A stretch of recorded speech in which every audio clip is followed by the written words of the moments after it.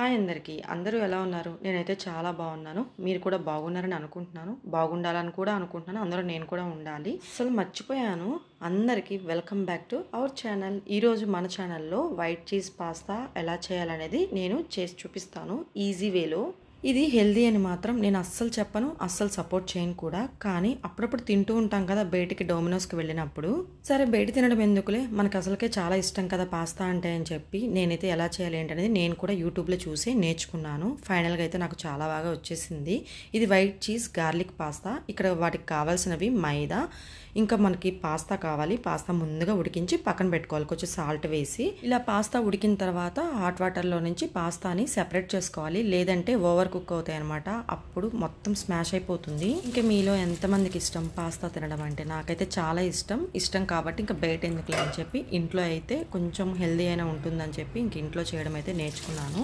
ఇక్కడ చూస్తున్నారు కదా, ఇలా సెపరేట్ చేసిన తర్వాత జస్ట్ కొంచెం కూల్ వాటర్తో మనం అలా స్ప్రెడ్ చేసుకుంటే సరిపోతుంది, లేదంటే మరీ ఓవర్ కుక్ అయిపోతాయి అనమాట. ఇప్పుడు ప్రాసెస్ అయితే స్టార్ట్ చేద్దాము.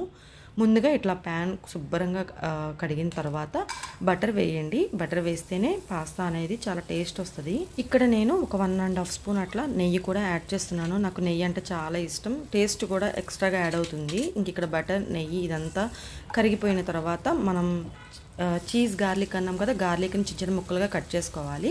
అలానే క్యాప్సికమ్ కూడా ఒక హాఫ్ అనమాట. అలానే ఆనియన్ కూడా ఇలా బిగ్ సైజులో కట్ చేసుకుని యాడ్ చేసుకోవాలి. ఇంకా మనకి ఇక్కడ బ్రోకలీ ఉంటే యాడ్ చేసుకోండి, లేదంటే నో ప్రాబ్లం. ఇక్కడ ఉందని చెప్పి ఇంకా అవి కూడా వేసేసాను. ఇవి మొత్తం కుక్ అయిపోవాలి గీలో. పాస్తాకి ఇంకా పిజ్జాకి ఇలాంటి వాటికి ఏంటంటే క్యాప్సికమ్, ఆనియన్ కొంచెం బిగ్ సైజులో ఉంటేనే అదొక స్టైల్ అనమాట వాటికి. అందుకని నేను కూడా బిగ్ సైజులో కట్ చేశాను.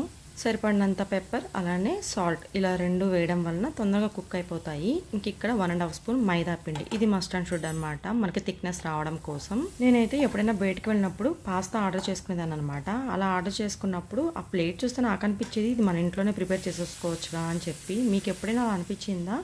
ఇంక ఇక్కడైతే కొంచెం మిల్క్ యాడ్ చేస్తున్నాను. ఇలా యాడ్ చేయడం వల్ల మనకి వైట్ చీజ్ పాస్తా అవుతుంది అనమాట. మరి ఇది కొంచెం లిక్విడ్ లాగా మొత్తం మిక్స్ అవ్వాలి కదా, అందుకని మనం మిల్క్ మిక్స్ చేస్తాం అనమాట.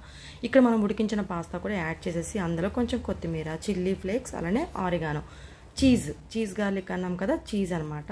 ఇవి ఖచ్చితంగా ఉండాలి. ఆరిగానో, ఈ చిల్లీ ఫ్లేక్స్ ఉంటేనే మనకు ఆ ఫ్లేవర్ అనేది టచ్ అవుతుంది. ఇక్కడ మంచిగా ఆ వైట్ గ్రేవీ అనేది పాస్తాకి పట్టే విధంగా మిక్స్ చేసుకోవాలన్నమాట. అంతే, చాలా క్విక్గా అయిపోతుంది అనమాట. ఇంట్లోనే హెల్దీగా పాస్తా అనేది మనం రెడీ చేసుకోవచ్చు ఇలా సింపుల్ వేలో. మరి మీరు కూడా పాస్తా ఇష్టపడే వాళ్ళు ఉంటే కనుక ఖచ్చితంగా ట్రై చేయండి, మంచిగా వస్తుంది. ఇంకా మన ఛానల్ అయితే లైక్ చేయండి, సబ్స్క్రైబ్ చేసుకోండి.